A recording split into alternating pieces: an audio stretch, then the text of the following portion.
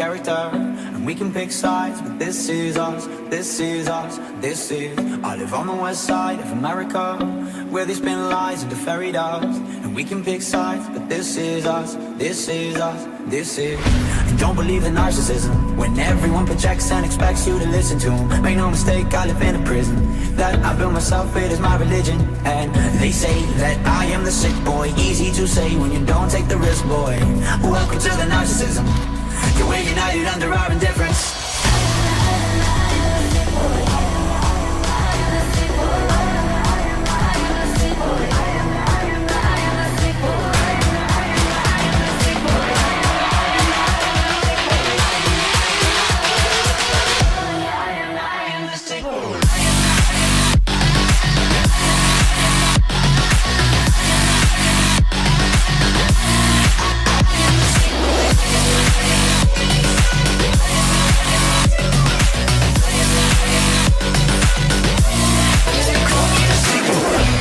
Oh, he's kind of cute. He's a murderer! But he's kind of cute.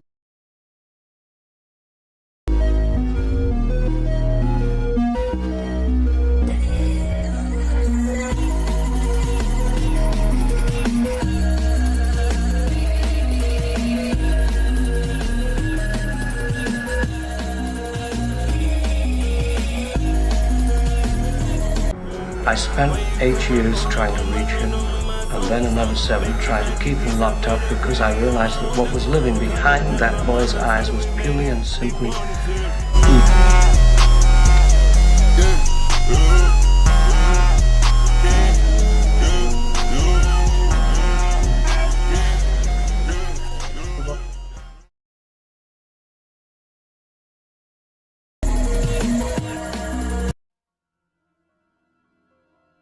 The whole Halloween franchise is brought up on the idea of a young boy who snapped and murdered his older sister, but only to escape from the sanitarium in which he was locked up in, with a vengeance to kill his younger sister, Laurie Strode, or should we say Cynthia Myers. But why did Michael Myers kill his older sister, Judith Margaret Myers, on Halloween night 1978? Now, we all know the story of Michael and Laurie, but do we all know the story of Michael and Judith? Let's take this way back. Judith Margaret Myers was born on November 10, 1947 in Russellville, Illinois, daughter to Donald and Edith Myers. Her younger brother Michael, Audrey Myers, was born in 1957, Judith only being 10 at the time. Cynthia Myers was born a couple of years later in 1961. The Myers family lived in a 2-story home in the small town of Haddonfield, Illinois. It was the year 1961 and Judith Myers noticed a change in Michael's behaviour. Judith began to notice her brother become very rude towards her and would even go as far as to draw terrible faces on her diary. Now, perhaps it was the younger sibling Cynthia who brought on this change with young Michael. Younger kids often feel neglected or hurt when there is a new sibling brought into the family. Michael may have bottled up his emotions to the point where he couldn't stand it. Or, Michael was simply evil. He's like the wind. He's out there and he's gonna get you. Judith also mentioned how when Michael would hurt himself, he would blame it on her, so she would get in trouble. Michael would often stare at Judith for no reason. In the year of 1963, Judith was dating a boy named Daniel Hodges. That same year, Judith and Daniel had taken a trip to nearby Russellville, and Judith's parents suggested that she bring Michael with her. Now, Judith ditched Michael to have sex with Daniel, but Michael had shown up only minutes later covered in blood and holding the lifeless body of a rabbit. Now, Judith was very set back by this, but she knew if she had told her parents what happened, then the parents would wonder why she let Michael out of her sight. This is where Judith noticed something really disturbed about Michael.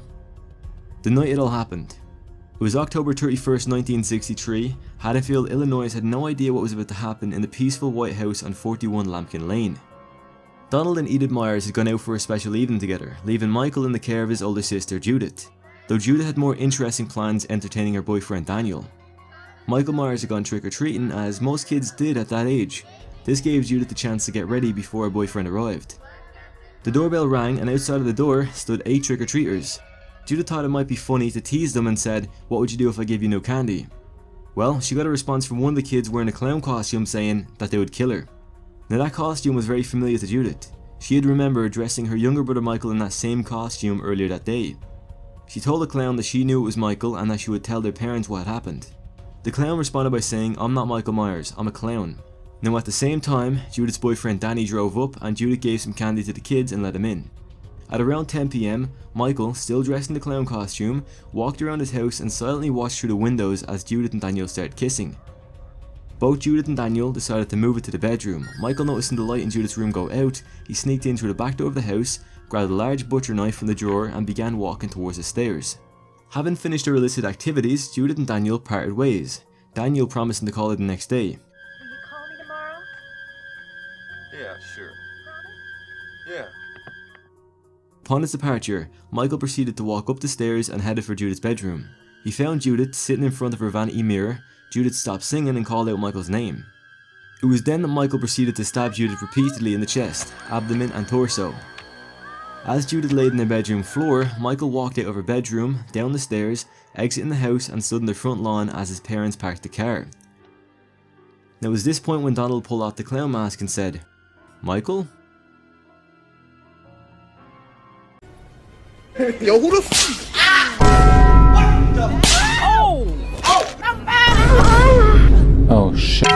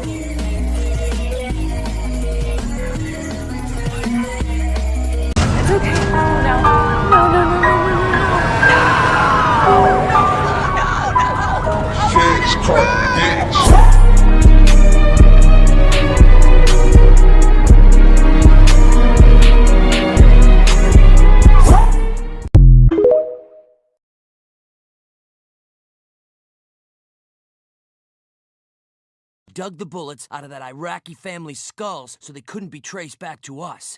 Today I saw a balloon.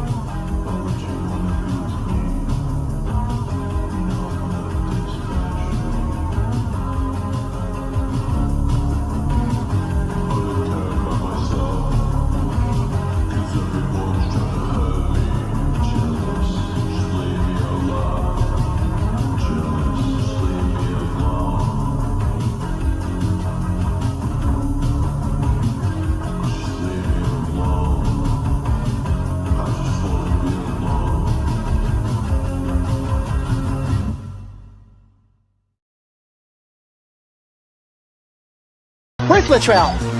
On the dance floor.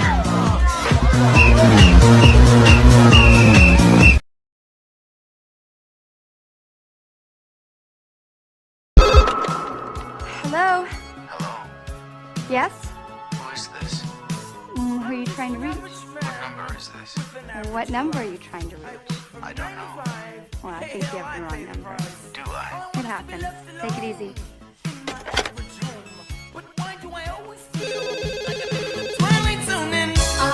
Name the killer in Halloween. Michael.